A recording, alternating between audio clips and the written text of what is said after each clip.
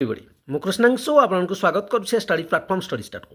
ଆଜିର ଭିଡ଼ିଓରେ ଆମେ କଥା ହେବା ଓଏସସି ଏସସି ତରଫରୁ ଯେଉଁ ଆକାଉଣ୍ଟସ୍ ଏକ୍ଜିକ୍ୟୁଟିଭର ଭ୍ୟାକେନ୍ସି ଆସିଛି ତାର ଏକ୍ଜାମ୍ କେବେ ହେଇପାରେ, କାହିଁକି ନା ୟାକୁ ନେଇକି ଆପଣମାନଙ୍କର ବାରମ୍ବାର ପ୍ରଶ୍ନ ରହୁଛି। କିନ୍ତୁ ତା ପୂର୍ବରୁ ଗୋଟେ ଛୋଟ ଇନଫର୍ମେସନ୍ ଆପଣମାନଙ୍କୁ ଦେଇଦେବାକୁ ଚାହିଁବି। ଏକ୍ଜାମ୍ କେବେ ହେବ ଯେତିକି ଗୁରୁତ୍ୱପୂର୍ଣ୍ଣ ନୁହେଁ, ତାଠାରୁ ଗୁରୁତ୍ୱପୂର୍ଣ୍ଣ କଥା ଯେ ଆପଣ କେତେ ପ୍ରିପାରେସନ୍ କରୁଛନ୍ତି। କାରଣ ଭ୍ୟାକେନ୍ସି ଆସିଛି, ଏକ୍ଜାମ୍ ତ ହେବ, କିନ୍ତୁ ଆପଣ ସେ କମ୍ପିଟିସନ୍ ଭିତରୁ ବାହାରକୁ ବାହାରି ଯିବେନି ତ। ଏ ଅଳ୍ପ ଦିନ ଭିତରେ ପ୍ରିପାରେସନ୍ ଠିକ୍ସେ କରୁଛନ୍ତି ତ। ସ୍ପେସିଫିକ୍ ସବଜେକ୍ଟର ଗୁରୁତ୍ୱ କେତେ ରହୁଛି ଏବଂ ଅନ୍ୟ ସବଜେକ୍ଟଗୁଡ଼ିକ ଗୁରୁତ୍ୱ କେତେ ରହୁଛି ତାକୁ ଆପଣଙ୍କୁ ଦେଖିବାକୁ ପଡ଼ିବ। ଏବଂ ପ୍ରିଭିୟସ୍ କ୍ୱେଶ୍ଚନ୍ କେମିତି ଆସେ ତାକୁ ଆପଣଙ୍କୁ ଦେଖିବାକୁ ପଡ଼ିବ। ଆମର ଓଡ଼ିଶାରେ ଏକ୍ଜାମ୍ ହେଲେ କେଉଁ ସବଜେକ୍ଟରୁ ଉଠୁଛି କ୍ୱେଶ୍ଚନ୍ ସେଇ ସିଲାବସ୍କୁ ନେଇକି ତାକୁ ଆପଣମାନଙ୍କୁ ଡିଟେଲ୍ସରେ ଆନାଲିସିସ୍ କରିବାକୁ ପଡ଼ିବ, ଯାହାକି ଷ୍ଟଡି ଷ୍ଟାର୍ଟ ତରଫରୁ ଆପଣଙ୍କୁ ପ୍ରୋଭାଇଡ଼ କରାହେଉଛି।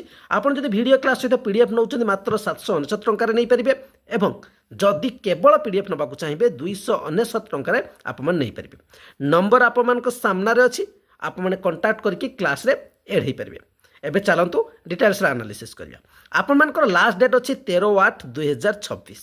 ତେଣୁ ଅଗଷ୍ଟ ମାସ ପର୍ଯ୍ୟନ୍ତ ଅଛି। ଅଗଷ୍ଟ ମାସ ଆରମ୍ଭ ହୋଇଗଲା। ତେଣୁ ଯେଉଁମାନେ ଆପ୍ଲାଏ କରିନାହାନ୍ତି ଯଥାଶୀଘ୍ର ଆପ୍ଲାଏ କରିଦିଅନ୍ତୁ, ଲାଷ୍ଟ ଡେଟ୍କୁ ଅପେକ୍ଷା କରନ୍ତୁନି। ଆପ୍ଲାଏ କଲେ ତ ଆପଣମାନେ ଏକ୍ଜାମ୍ ଦେବେ ଯାଇକି। ଏବେ କଥା ହେଉଛି ଏକ୍ଜାମ୍ କେବେ ହେବ। ଆମେମାନେ ଯେଉଁ ଦେଖିବା 13 ଅଗଷ୍ଟରେ ଆପଣମାନଙ୍କର ଆପ୍ଲାଏ ଶେଷ ହେଉଛି। ତାପରେ ଗୋଟେ ଆପଣଙ୍କର ଯେମିତି OSSC ଦେଖନ୍ତି, OTRI ପ୍ରୋସେସରେ ଦେଖନ୍ତି, ଅଫିସ୍ ତରଫରୁ ଦେଖନ୍ତି, ରିଜେକ୍ଟ ଲିଷ୍ଟ କିଛି ଆସିଯିବ ଅଟୋମେଟିକାଲି। କାରଣ ଫର୍ମ ଗୁଡ଼ିକ ଠିକ୍ସେ ସବମିଟ୍ ହେଇନଥିବ, କିଛି ଡକୁମେଣ୍ଟ ପ୍ରୋବ୍ଲେମ୍ ଥିବ, ଯାହା ବି ହଉ ତାକୁ ନେଇକି ଗୋଟେ ରିଜେକ୍ଟ ଲିଷ୍ଟ ଏବଂ ସକ୍ସେସଫୁଲି ସବମିଟ୍ ହେଇଥିବାର ଲିଷ୍ଟ ଆପଣମାନଙ୍କର ଆସିବ। লিষ্ট যদি পব্লিশ নଉଛି কমসে কম অফিସିଆଲି ସେମାନେ ଜାଣିବେ ଯେ ହଁ ଆମକୁ ଏତିକି ପିଲା ଏକ୍ଜାମ୍ ଦେବେ। CBT ମୋଡ଼ରେ ଏକ୍ଜାମ୍ ହେବ ଆମେମାନେ ଜାଣିଛେ। ତେଣୁ ସେମାନଙ୍କୁ ଗୋଟେ ଲିଷ୍ଟ ବନେଇବାକୁ ପଡ଼ିବ, ଯେଉଁଟାକି ପାଖାପାଖି ତ ମିନିମମ୍ ଗୋଟେ ମାସ ସେମାନଙ୍କୁ ଲାଗିଯାଇପାରେ। ତେଣୁ ଅଗଷ୍ଟ 8ରୁ ସେପ୍ଟେମ୍ବର 8 ପର୍ଯ୍ୟନ୍ତ ଭାବି ନିଅନ୍ତୁ ସେଇ ପ୍ରୋସେସ୍ ହେଇଗଲା।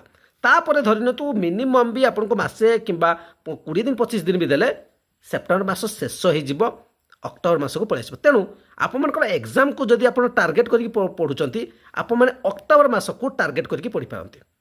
ପ୍ରାୟତଃ ଅକ୍ଟୋବର ସେକେଣ୍ଡ ୱିକ୍ ଭିତରେ ଆପଣଙ୍କର ଏକ୍ଜାମ୍ ହେବାର ସମ୍ଭାବନାକୁ ଏଡ଼ାଇ ଦିଆଯାଇ ନପାରେ। ସେହି ହିସାବରେ ଆପଣମାନେ ପ୍ରିପାରେସନ୍ କରିବେ।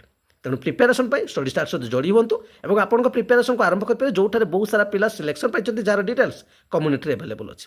ଆପଣଙ୍କ ମତାମତ ଅପେକ୍ଷା ରହିବି। ଧନ୍ୟବାଦ।